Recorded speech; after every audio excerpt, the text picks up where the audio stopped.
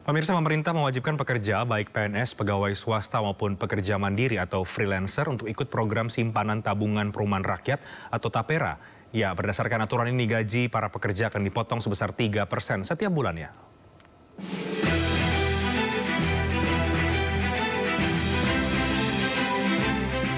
Masyarakat Indonesia belakangan ini dihebohkan dengan aturan terkait pemotongan gaji untuk simpanan TAPERA atau tabungan perumahan rakyat.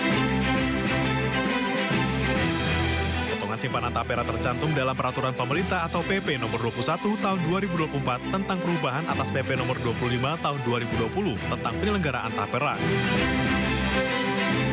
Tujuan simpanan TAPERA disebutkan untuk membantu pembiayaan perumahan bagi para pekerja. Pekerja yang wajib menjadi peserta adalah pekerja dengan usia minimal 20 tahun atau sudah menikah dan memiliki penghasilan paling sedikit sebesar upah minimum peserta TAPERA. Pekerja yang dimaksud adalah ASN, TNI Polri, pegawai BUMN, pekerja swasta, dan pekerja mandiri atau freelancer. Besaran simpanan TAPERA ditetapkan sebesar 3% dari gaji.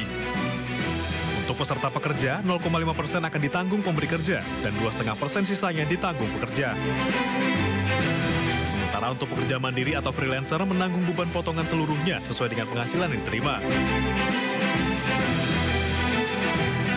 Presiden Joko Widodo meyakini simpanan TAPERA akan bermanfaat untuk masyarakat walaupun akan ada pro dan kontra.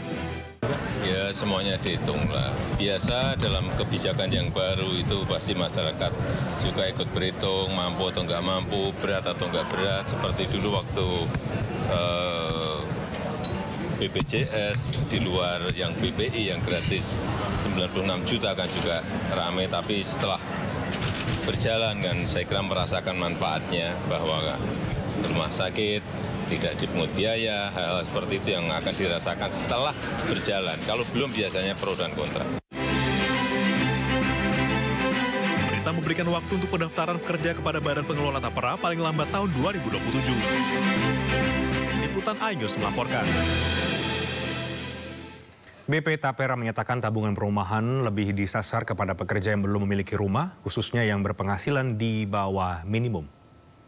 Sesuai Undang-Undang Nomor 4 Tahun 2016 tentang tabungan perumahan rakyat, bahwa setiap pekerja dan pekerja mandiri yang telah memiliki penghasilan di atas penghasilan minimum, ya dalam hal ini mungkin UMR atau UMP, wajib menjadi peserta TAPERA. Kenapa? Karena prinsip dari TAPERA itu adalah gotong royong gitu ya, di mana masyarakat yang sudah memiliki rumah ya menabung. Ya, kemudian tabungannya ini dikelola untuk sebagian hasil pemupukannya untuk membantu masyarakat yang belum memiliki rumah, dari yang masuk kriteria masyarakat berpenghasilan rendah tadi, agar bisa memiliki rumah yang layak dan terjangkau ya dengan tenor pembiayaan yang panjang dan bunga yang sangat murah gitu ya. Ya, syaratnya ada beberapa ya. Yang pertama adalah tentu dia harus menjadi peserta TAPERA dulu. Ya, dan menabung ya minimum 12 bulan. Ya. Kemudian dia masuk kriteria masyarakat berpenghasilan rendah. Kalau sesuai ketentuan dari Kementerian PUPR, MPR itu adalah masyarakat yang ada di desil 1 sampai 8 atau penghasilan maksimalnya 8 juta. Ya. Kemudian belum memiliki rumah. Ya, dan menggunakan pembiayaan itu adalah untuk kredit kepemilikan rumah pertama. Ya, itu syarat-syarat yang ya, bisa diajukan oleh peserta TAPERA untuk memiliki rumah yang dibiayai dari pembiayaan TAPERA maupun dana yang dari fasilitas likuiditas pembiayaan perumahan. Yang kedua adalah dari dana TAPERA-nya itu sendiri yang dihimpun dari simpanan peserta TAPERA.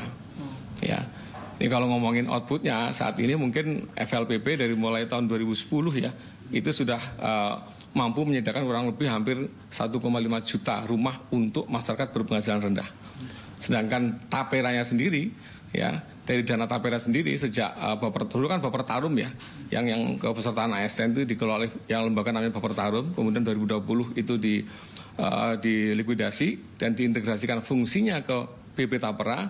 Itu BP TAPERA sudah berhasil menyediakan kurang lebih 14.000 unit rumah untuk peserta ASN.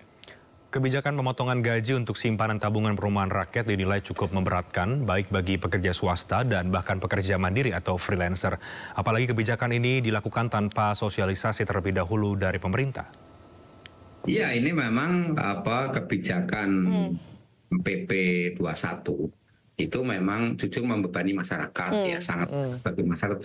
Karena di dalam PP 21 itu tidak saja mengatur bagi mereka yang bekerja di perusahaan itu karyawan tetap ya, tetapi juga mengatur yang mandiri atau dalam kategori freelance. Nah itu yang menurut saya agak memberatkan itu. Kalau yang kategori karyawan itu yang di bawah perusahaan itu kan ada tanggung jawab perusahaan kan, karena di situ ada 0,25 lah atau berapa gitu, dari 3%. Misalnya kalau UMP Jakarta ini 5 juta, berarti dia harus membayar 150.000. 150.000 itu berarti yang karyawannya membayar 125.000, sementara yang 25.000 ditanggung oleh perusahaan.